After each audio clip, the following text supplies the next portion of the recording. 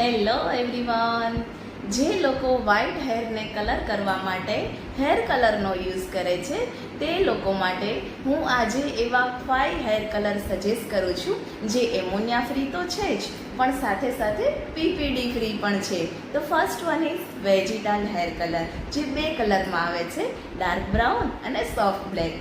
Second one is Aiko hair colour, જે 4 શેડ્સમાં available છે, dark brown, medium brown, soft black અને jet black, જેમાં લેડીઝ અને જેન્ટ્સ માટે ડિફરન્ટ પેકેજિંગ અવેલેબલ છે. તો થર્ડ વન ઇઝ અલ્ટ્રીસ એચડી હેર કલર, જે વાળને કાળા કરે છે અને સાથે સાથે ડેન્ડ્રફ પણ ઓછું કરે છે.